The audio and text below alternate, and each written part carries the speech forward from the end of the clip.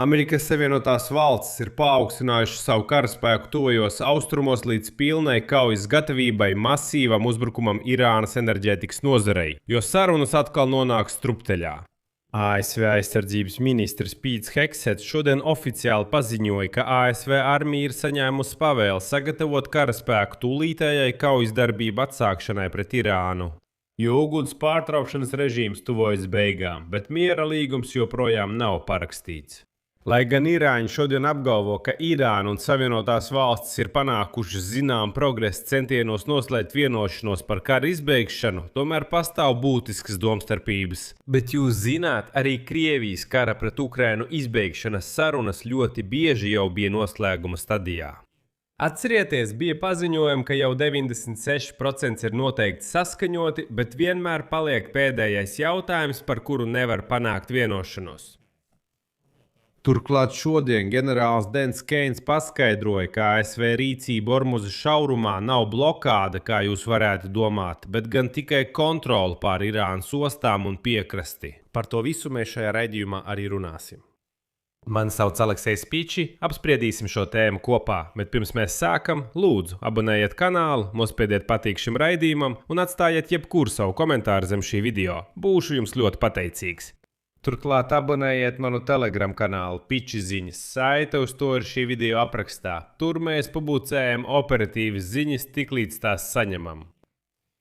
Tātad Vašingtonas retorika attiecībā uz karu Irānā atkal ir mainījusies. Un lūk, ASV kara ministrs Pīts Hegsets preses konferencē Pentagonā brīdināja Irānu, ka pašreizējā jūras blokāde ir tikai pieklājīgāks notikuma attīstības scenārijs. Pēc viņa vārdiem bruņotie spēki ASV ir bruņots un gatavs nekavējoties veikt triecienus pa Irānas elektrostacijām, kritiskās infrastruktūras divējāda pielietojuma objektiem un valsts naftas nozari, tiklīdz tiks saņemta šāda pavēle. Tālāk citāts no Pīta Hegseta. Mūsu karaspēks ir pilnīgā kaujas gatavībā, lai atsāktu militārās darbības, ja šis jaunais Irānas režīms izdarīs nepareizu izvēli. Tagad mēs sabruņojamies ar jaudīgākiem ieročiem nekā jebkad agrāk un ar labāku izlūkošanas atbalstu. Mēs esam sagatavoti un gatavi dot triecienu jūsu kritiskajai divējāda pielietojuma infrastruktūrai, jūsu atlikušajām elektroenerģijas ražošanas jaudām un jūsu naftas nozarei. Bet mēs labprātāk to nedarītu. Un šie vārdi izskanēja laikā, kad starp ASV un Irānu ir spēkā pamiera periods, kas beidzas jau nākamnedēļ, 21. aprīlī. Turklāt Pīts Hegsets paziņoja, ka pēc Donalda Trumpa norādījuma ASV aizsardzības ministrija darīs visu nepieciešamo, lai Irānai nekad nebūtu kodolieroču. Citāts. Mēs labprātāk to izdarītu mierīgā ceļā. Panākot vienošanos mūsu izcilā viceprezidenta un sarunvedēja grupas vadībā. Lai arī mēs varam to izdarīt pa sliktam, mēs aicinām šo jauno režīmu izdarīt gudru izvēli. Tajā pašā laikā Irānas amatpersonas šodien apgalvo, ka Irāna un Amerikas Savienotās valstis it kā ir panākušas zināmu progresu vienošanās nosacījumos, lai izbeigtu karu, taču joprojām pastāv būtiskas domstarpības. Pakistānas armijas štāba priekšnieka Asima Munīra vizīte Teherānā vakar palīdzēja mazināt domstarpības atsevišķos jautājumos, kas palielināja cerības uz pamiera turpināšanu un sarunu atsākšanu starp Teherānu un Vašingtonu. Turklāt izdevums Izrael šodien raksta sekojošo, citāts. Pakistānas armijas priekšnieka vizīte Teherānā izrādījās efektīva domstarpību mazināšanā dažās jomās, tomēr būtiskas pretrunas kodoljomā joprojām pastāv. Ir parādījusies lielāka cerība uz pamieru turpināšanu un otrās sarunu kārtas norisi. Irānas augsti bagātinātā urāna liktenis un kodola ierobežojuma ilgums Irānai ir viena no visstrīdīgākajiem jautājumiem, par kuriem joprojām nav atrasts risinājums. Es atkal vilkšu paralēls ar Ukrainu un Krieviju. Atgādināšu, ka pagājušajā gadā vēl Amerikas administrācija apgalvoja, ka jau par visu ir panākt vienošanās. Viss jau ir sarunāts. Palika jautājums par Donbasu. Lūk, Putins vēlas, lai Ukraiņi aizietu no Donbasa, bet Ukraiņi acīm redzot to nevēlas darīt.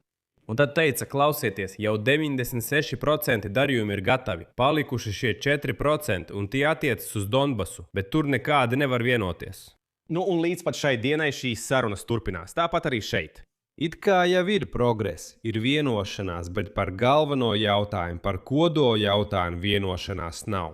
Tajā pašā laikā Irānas jūras blokāde stājās spēkā pirmdien. Un šodien ASV armijas ģenerālis Dans Keins paziņoja, ka mēs visi nepareizi sapratām amerikāņus, kad Donalds Trumps paziņoja par Hormūza šaurumu blokādi. Pēc Dana Keina teiktā, ASV rīcība nozīmē Irānas ostu un piekrastes blokādi, nevis Hormūza šauruma blokādi. Tāpēc, ja jūs dzirdat par kuģu pārvietošanos ar Hormūza šaurumu, tad tas ir kas cits.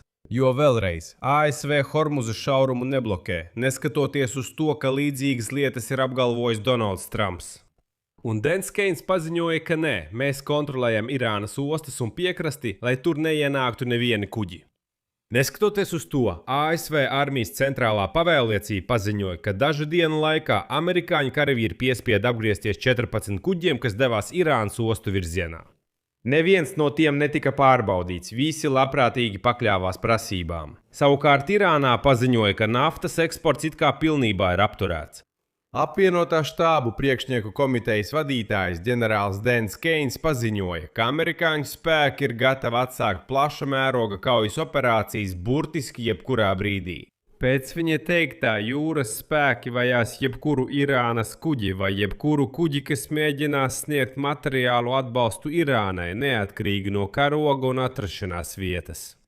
Un ceturtdien ASV jūras spēki paplašināja blokādes darbības, un turpmāk tā attiecas ne tikai uz konkrētiem kuģiem, bet arī uz kravām, kas atzītas par kontrabandu. Un ASV paziņoja, ka oficiāli ir atzinuši šādas preču kategorijas par kontrabandu. Tās ir ieroči un ieroču sistēmas, munīcija, kodolmateriāli, jēlnafta un naftas produkti, dzelzs, tērauds un alumīnijs. Principā viss, ko var izmantot aizsardzības rūpniecības kompleksā, to visu amerikāņi sauc par kontrabandu, un Irānā to neielaidīs.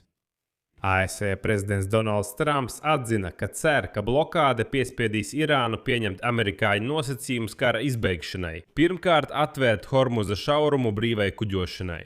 Parasti caur to iziet aptuveni 5. daļa visas pasaules naftas un dabas gāzes eksporta.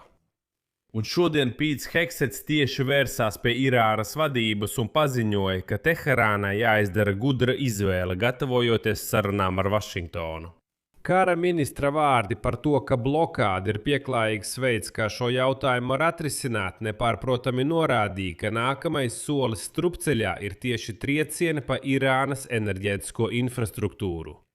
Tomēr ziniet, kara miglā tomēr ir saskatāmas iespējamās nākotnes vienošanās aprises. Ir zināms, ka Vašingtona ir piedāvājusi darījumu, kas apturēs nevis pilnībā pārtrauks, bet apturēs urāna bagātināšanu uz 20 gadiem. Irāna vēlas 5 gadus, un, kā saka, ir jāatrod kompromiss kaut kur pa vidu. Un iespējams ir kompromiss. Vienīgais risinājums, kas šobrīd tiek apspriests. Bet šeit ir svarīgi saprast, ka, lai veiksmīgi nodibinātu mieru, ir nepieciešama tāda vienošanās, kas ļautu katrai pusei savā valstī paziņot par uzvaru. Un tāpēc es uzsvēršu, ka pat ja tuvākajās dienās tiks panākta kāda vienošanās, tā būs tikai ietvara vienošanās. Ietvara vienošanās ir vienošanās par nākotnes pilnvērtīgās vienošanās vispārīgajām iezīmēm. Pilnvērtīgas vienošanās. Tas ir iepriekšējais dokuments. Lai panāktu pilnvērtīgu darījumu, manuprāt, būs nepieciešamas vēl nedēļas un mēneši sarunu.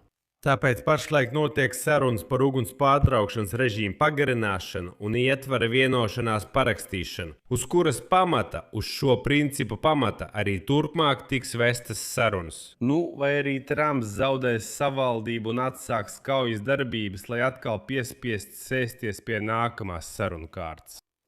Šeit es likšu daudz punktu, jūsu viedokļu, jūsu secinājumus rakstiet komentāros zem šī raidījuma. Abonējiet kanālu, nospiediet zvaniņu un neaizmirstiet ielikt patīk.